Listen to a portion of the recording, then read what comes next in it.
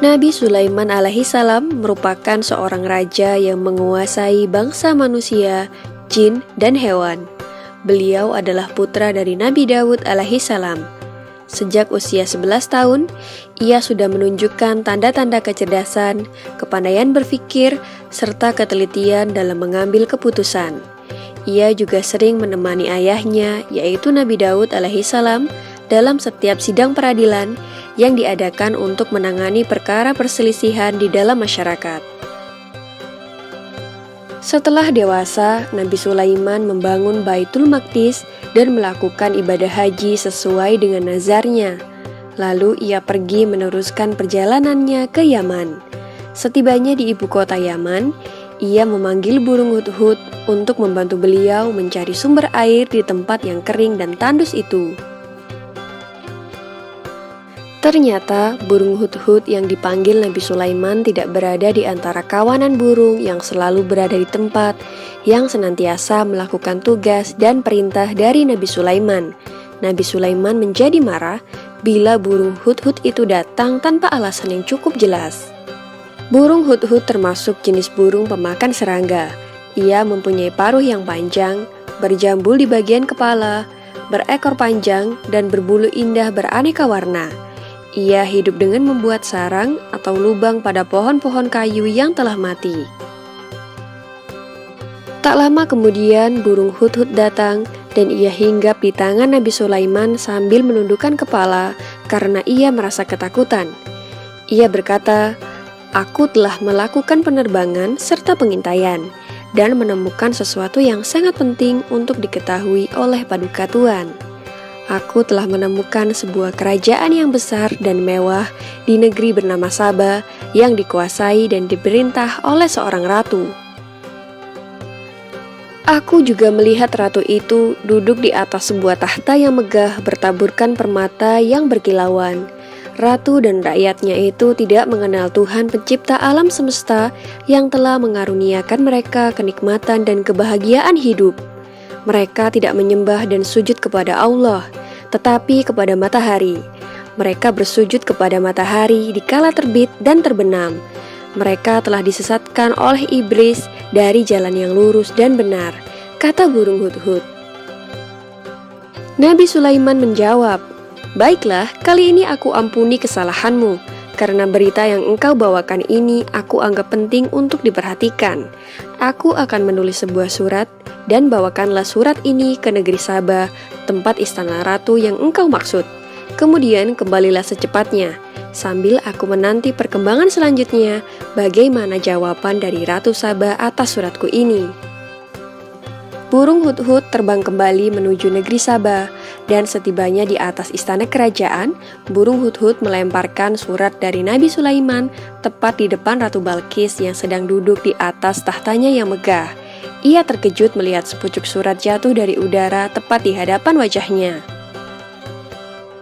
Dalam surat tersebut, Nabi Sulaiman mengajak Ratu Balqis dan rakyatnya agar tidak menyembah matahari dan berserah diri kepada Allah. Kemudian Ratu Balqis mengadakan perkumpulan dengan para penasihatnya untuk membahas isi surat dari Nabi Sulaiman. Demikianlah kisah Nabi Sulaiman alaihissalam dengan burung hudhud. Di video selanjutnya akan dikisahkan bagaimana Nabi Sulaiman bertemu dengan Ratu Balqis dari negeri Sabah. Ratu negeri Sabah yang bernama Balqis sangat terkejut menerima surat dari Nabi Sulaiman. Ia kemudian membuka dan membaca surat itu yang berbunyi, "Dengan nama Allah yang Maha Pengasih lagi Maha Penyayang, surat ini adalah dariku, Sulaiman. Janganlah kamu bersikap sombong dan menganggap dirimu lebih tinggi daripadaku. Datanglah sekalian kepadaku berserah diri." Begitulah pembukaan dari surat tersebut. Setelah membaca surat itu, Ratu Balqis segera mengumpulkan para penasehat kerajaannya. Para penasehat cenderung menolak ajakan Nabi Sulaiman. Mereka berkata, "Kita adalah orang-orang yang memiliki kekuatan dan memiliki keberanian untuk berperang, namun keputusan tetap berada di tanganmu. Maka pertimbangkanlah hal-hal yang akan kamu perintahkan."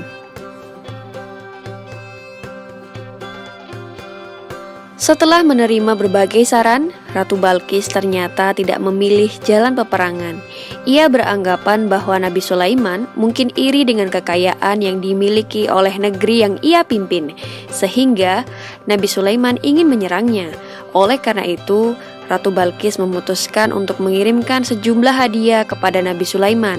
Ratu Balkis ingin mengetahui apakah Nabi Sulaiman merupakan pemimpin yang serakah. Para penasehat kerajaan menyetujui keputusan Ratu Balkis.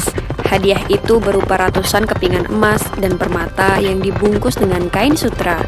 Utusan Ratu Balkis segera pergi dengan membawa hadiah tersebut untuk diberikan kepada Nabi Sulaiman.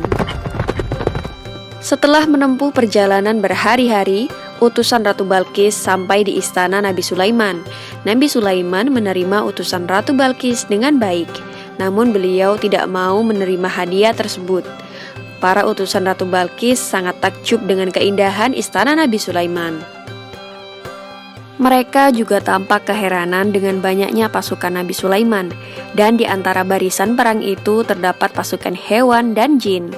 Mereka menyadari betapa kecilnya hadiah yang mereka bawa dibandingkan dengan kekayaan yang dimiliki oleh kerajaan Nabi Sulaiman. Para utusan Ratu Balkis itu kemudian pulang ke negerinya dengan membawa kembali hadiahnya. Setelah mendengar kabar dari utusannya, Ratu Balkis menjadi terpesona dan bermaksud datang untuk menemui Nabi Sulaiman.